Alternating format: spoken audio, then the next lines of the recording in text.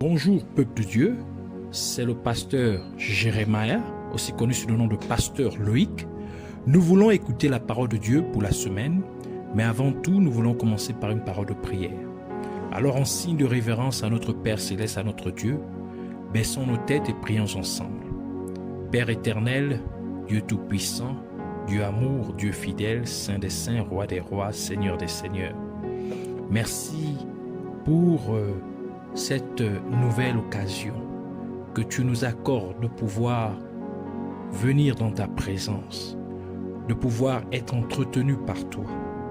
Nous pouvons ainsi recommander ces moments, l'air, l'atmosphère, tout autour de nous et en nous, que tu prennes le contrôle de toutes choses et que tu donnes gloire à ton nom et que tout ce qui ne glorifie point ton nom, tout ce qui se lève contre la révélation, la connaissance de ta parole, que soit lié, renvoyé dans les gouffres de l'enfer au nom de Jésus-Christ. Et nous implorons ta compassion, ta miséricorde, prions ainsi que tu nous pardonnes pour tout ce que nous avons pu dire, penser, fait, qui ne t'a pas honoré et glorifié. Sanctifie-nous ainsi par le sang qui a coulé, ton sang qui a coulé à la croix de Golgotha, et par l'eau de purification, que tu nous purifies et que tu nous sanctifies, corps, âme et esprit, au nom de Jésus-Christ. Seigneur, enseigne-nous ta vérité, enseigne-nous ta parole. Tu as dit que ta parole est vie et esprit. Alors donne-nous la vie au travers de cet enseignement. Amène-nous dans la profondeur de qui tu es.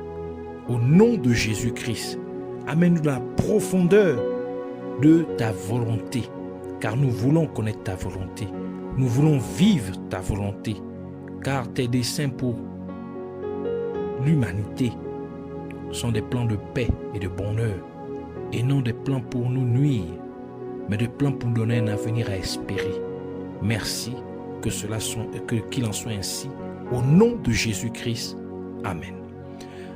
Alors, nous voulons prendre notre passage principal des Saintes Écritures dans le livre de Marc, chapitre 14, versets 1 à 9. Nous lisons ainsi la parole de Dieu dans le livre de Marc, chapitre 14, versets 1 à 9, au nom de Jésus-Christ.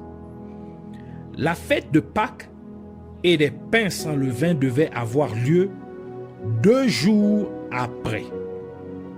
Les principaux sacrificateurs et les scribes cherchaient les moyens d'arrêter Jésus par ruse et de le faire mourir, car ils disaient que ce ne soit pas pendant la fête, afin qu'il n'y ait pas de tumulte parmi le peuple. Comme Jésus était à Béthanie, dans la maison de Simon le lépreux, une femme entra. Pendant qu'il se trouvait à table, elle tenait un vase d'albâtre qui renfermait un parfum de nard, pur de grand prix, et ayant rompu le vase, elle répandit le parfum sur la tête de Jésus. Quelques-uns exprimèrent entre eux leur indignation. À quoi bon perdre ce parfum? On aurait pu le vendre plus de 300 deniers et les donner aux pauvres. Et ils s'irritaient contre cette femme. Mais Jésus dit, laissez-la, pourquoi lui faites-vous de la peine? Elle a fait une bonne action à mon égard, car vous avez toujours les pauvres avec vous. Et vous pouvez leur faire du bien quand vous voulez, mais vous ne m'avez pas toujours. Elle a fait ce qu'elle a pu. Elle a d'avance embaumé mon corps, donc parfumé mon corps pour la sépulcre. Je vous le dis en vérité, partout où la bonne nouvelle sera prêchée dans le monde entier, on racontera aussi en mémoire de cette femme ce qu'elle a fait. Que le Seigneur bénisse sa parole qu'elles viennent pleines de gloire, de vie et de bénédiction, de révélation, de profondeur, au nom de Jésus-Christ. Ce même passage, on le retrouve aussi dans le livre de Luc chapitre 7, versets 36 à 50. Alors, pour cette semaine, le Seigneur voudrait nous entretenir sur le parfum dans le vase d'albâtre. Le parfum dans le vase d'albâtre ou le vase d'albâtre.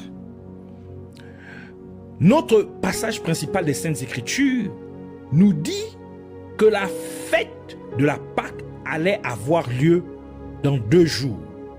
Et c'était le moment où Jésus-Christ allait être arrêté puis mis à mort.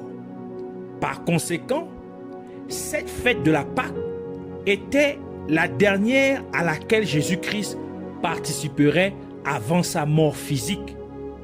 Cela nous révèle donc que Jésus-Christ vivait ses derniers instants comme étant physiquement sur terre, car il ne restait que quelques heures avant sa mort.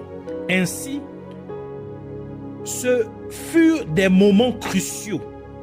Cependant, personne ne semblait l'avoir compris, sauf la femme au vase d'albâtre. Et c'est pourquoi Jésus-Christ a dit, « Elle est venue d'avance pour oindre mon corps pour la sépulcre. » Donc, pour l'ensevelissement, donc pour l'enterrement. Ainsi, personne d'autre n'avait remarqué l'urgence des moments qu'ils étaient en train de vivre. Simon le lépreux, chez qui Jésus-Christ était en train de manger, ne se rendait pas compte des moments pressants dans lesquels ils se trouvaient tous. Pas même les apôtres ne se rendaient compte de l'urgence du moment, car tous se concentraient sur le manger et le boire. Et tout cela nous rappelle les temps de Noé. Car pendant que Noé entrait dans l'arche de Dieu, l'arche que Dieu lui avait demandé de construire, tout le reste du peuple se concentrait sur boire, manger, se marier, et ainsi de suite. Donc sur les choses de ce monde, sur la vie de ce monde. Personne ne se rendait compte de l'urgence du moment qu'il vivait réellement. Car une terrible inondation eut lieu et les tua tous. Noé et sa famille seule furent sauvés. Et la même chose se produisit durant les jours de Lot, lorsque Sodome et Gomorrhe furent détruites. Et c'est la raison pour laquelle Jésus-Christ a fait mention de ces 2 événements dans Luc chapitre 17, versets 26 à 30 qui dit « Ce qui arriva du temps de Noé arrivera de même au jour du Fils de l'homme. » Donc au jour de son retour.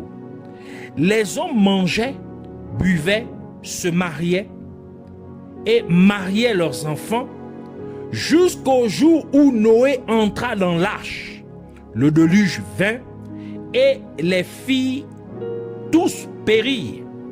Ce qui arriva du temps de Lot arrivera pareillement. Les hommes mangeaient, buvaient, achetaient, vendaient, plantaient, bâtissaient. Mais le jour où Lot sortit de Sodome, une pluie de feu et de soufre tomba du ciel et les fit tous périr. Il en sera de même le jour où le Fils de l'homme paraîtra. Donc le jour où il reviendra sur terre pour enlever son église. Par conséquent, ce qui se passait dans la maison de Simon le lépreux est une prophétie sur notre époque. Car de la même manière que les gens se concentraient sur la nourriture et la boisson physique, nous pouvons également remarquer de nos jours que les gens se concentrent sur les choses matérielles. Les gens sont préoccupés à se marier. Les gens sont préoccupés à faire la fête. Les gens sont préoccupés par des choses non critiques. Les gens s'inquiètent de savoir comment gagner de l'argent. Alors que nous vivons en fait des moments critiques. nous vivons des moments de grande urgence, car Jésus-Christ est sur le point de retourner pour enlever son Église. Ainsi, seuls les membres de l'Église qui ont le vase d'albâtre contenant de parfum sont capables de comprendre l'urgence du moment dans lequel nous vivons. Par conséquent, Jésus-Christ se trouvait dans la ville de Béthanie et il était là pour préparer son ascension au ciel. Car c'est en effet dans la ville de Béthanie que Jésus-Christ monta au ciel devant les disciples après qu'il fut ressuscité d'entre les morts, comme la parole de Dieu le déclare dans Luc chapitre 24 versets 50 à 51 qui dit: il les conduisit jusque vers Béthanie et ayant levé les mains, il les bénit. Pendant qu'il les bénissait, il se sépara d'eux et fut enlevé au ciel. On peut aussi remarquer que Béthanie était également la ville dans laquelle Lazare fut ressuscité par Jésus-Christ. Béthanie était la ville dans laquelle Jésus-Christ ressuscita Lazare d'entre les morts. Et Jésus-Christ se trouva dans cette même ville de Béthanie dans laquelle il monta au ciel après sa résurrection. Ainsi, 2 jours avant la fin du ministère terrestre de Jésus-Christ, alors que les disciples de Jésus-Christ étaient tous préoccupés à manger et à boire, la femme qui avait le parfum dans le vase d'albâtre vint interrompre la scène. Cette femme vint perturber la scène. Et la parole de Dieu dit dans Osée chapitre 6 verset 2, il nous rendra la vie dans 2 jours. Le 3e jour, il nous relèvera et nous vivrons devant lui. Et sachant qu'un jour avec Dieu équivaut à 2000 ans avec les êtres humains, comme le déclare le livre de 2 Pierre chapitre 3 verset 8 qui dit: mais il est une chose, bien-aimée, que vous ne devez pas ignorer, c'est que devant le Seigneur, un jour est comme 1000 ans et 1000 ans sont comme un jour. Ainsi, les 2 jours avant la fête de la Pâque est une chronologie prophétique qui représente en réalité les 2000 ans ou 2 millénaires depuis la naissance physique de Jésus-Christ, ce qui équivaut à 2 jours aux yeux de Dieu. Et puisque nous sommes maintenant dans le 3e millénaire à partir de la naissance de Jésus-Christ, ce qui signifie que nous sommes dans le 3e jour aux yeux de Dieu. Par conséquent, nous sommes donc dans le temps où nous devons être enlevés, car la parole de Dieu dit dans Osée chapitre 6 verset 2 que le 3e jour, Dieu nous ressuscitera, il nous relèvera. Ayant toute cette compréhension à l'esprit, nous en venons à comprendre que parce que nous sommes dans le moment critique où l'Église a besoin d'être enlevée, il doit donc y avoir une interruption par ceux qui détiennent le vase d'albâtre pour chaque ministère d'hommes et de femmes de Dieu, préoccupés par des questions sur les choses matérielles, préoccupés par des affaires qui ne sont pas cruciales aux yeux de Dieu, préoccupés par les choses de ce monde. Il doit donc avoir une interruption à ces ministères. Il doit donc avoir une perturbation à ces ministères. Le vase d'albâtre servait autrefois à y mettre du parfum en raison de sa capacité à conserver le parfum. Et le vase en albâtre était utilisé également dans les mariages comme dot. Et voici l'ustensile que cette femme apporta à Jésus-Christ. Et les gens la condamnaient. Même certains des apôtres, à cause du type de vie qu'elle menait et à cause de la façon dont elle utilisa le parfum. Alors que Jésus-Christ ne regarda point son passé, mais il regarda le vase d'albâtre et l'usage que la femme en fit, car Jésus-Christ l'utiliserait pour la racheter, car elle représente l'Église de Dieu, l'épouse de Jésus-Christ. Ainsi, la femme apporta un ustensile qui est nécessaire pour payer la dot, pour payer sa dot. La femme apporta à Jésus-Christ quelque chose de nécessaire pour son mariage avec l'Église, d'où Jésus-Christ a implicitement dit: parce que tu as fait cela, alors je mourrai pour te racheter de tes péchés. Et c'est pourquoi la parole de Dieu dit dans Éphésiens chapitre 5 versets 25 à 27, Marie, aimez vos femmes comme Christ a aimé l'Église et s'est livré lui-même pour elle, afin de la sanctifier par la parole, après l'avoir purifiée par le baptême d'eau, afin de faire paraître devant lui cette Église glorieuse, sans tache, ni ride, ni rien de semblable, mais sainte et irrépréhensible. Dans le contraire, les disciples, plus précisément les apôtres, qui sont censés être ceux qui fondent les églises locales, ils étaient tous assis, occupés à manger et à boire. C'est donc une prophétie pour dire que beaucoup d'églises locales n'aideront pas Jésus-Christ à préparer son retour, mais ce seraient plutôt des gens qui sont méprisés et négligés, qui seraient ceux qui apporteraient à Dieu les vases ou les ustensiles qui sont nécessaires pour préparer son retour, pour venir enlever son église de la terre. Par conséquent, ce sont ceux dont personne ne s'attendait qui seront utilisés par Dieu dans ces derniers jours. Parce que ceux qui ont reçu la responsabilité dans ces derniers jours ne discerneront pas l'urgence du moment. Et c'est pourquoi Jésus-Christ a dit dans Matthieu chapitre 8, versets 11 à 12, « Or, je vous déclare que plusieurs viendront de l'Orient et de l'Occident et seront à table avec Abraham, Isaac et Jacob dans le royaume des cieux. Mais les fils du royaume seront jetés dans les ténèbres du dehors, où il y aura des pleurs et des grincements de dents. » Lorsque Jésus-Christ commença son ministère terrestre, il fut oint d'huile pour délivrer les captifs et annoncer la bonne nouvelle, comme il le déclara dans Luc chapitre 4, versets 18 à 19. Il dit: « L'Esprit du Seigneur est sur moi, parce qu'il m'a oint pour annoncer une bonne nouvelle aux pauvres.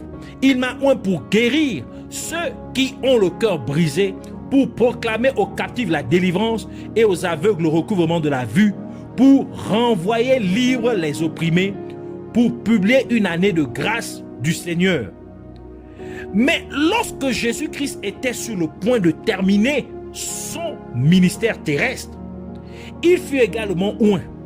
Mais cette fois-ci, non pas avec de l'huile, mais avec du parfum, comme nous l'a dit notre passage principal des Saintes Écritures.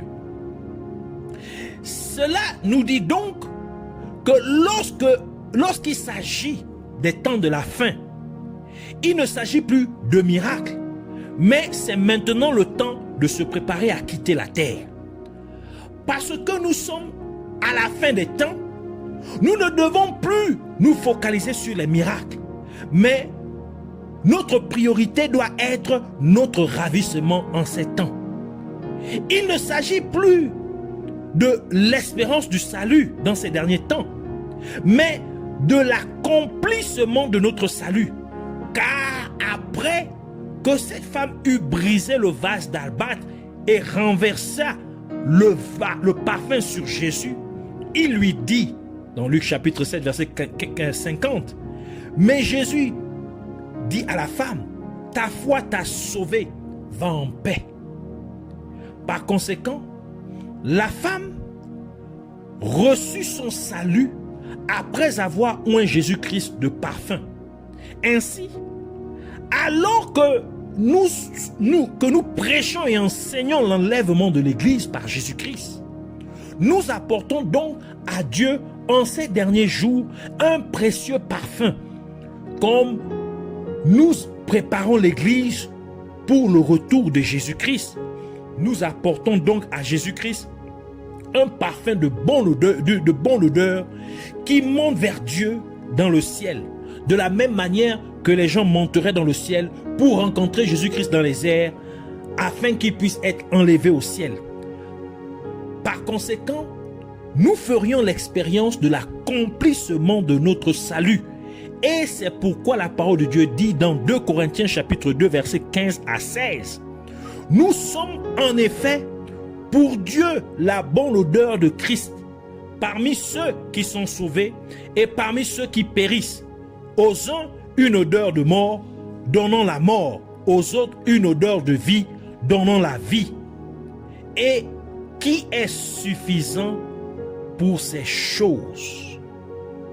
Ainsi, ceux qui détiennent le vase d'albâtre contenant du parfum et le brisent sont ces serviteurs de Dieu qui comprennent l'urgence du moment.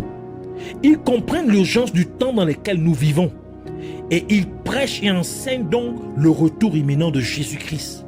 Ils préparent ainsi le peuple de Dieu à l'enlèvement en lui apprenant à marcher dans la sainteté. De tels serviteurs brisent ainsi le vase d'albâtre pour que l'enlèvement puisse avoir lieu.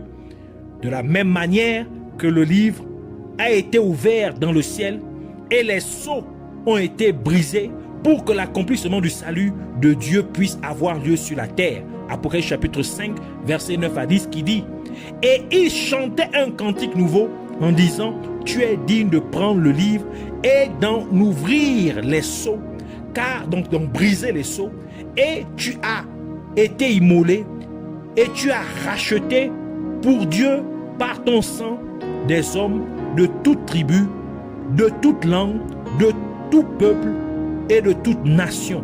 Tu as fait d'eux un royaume et des sacrificateurs pour notre Dieu, et ils régneront sur la terre. » Jésus-Christ a reçu l'onction du Saint-Esprit lorsqu'il reçut le baptême d'eau. Et cela se produisit lorsqu'il avait environ 30 ans. Ainsi, Jésus-Christ a donc été oint d'huile lorsqu'il avait environ 30 ans. Et nous savons que Jésus-Christ est mort à l'âge de 33 ans.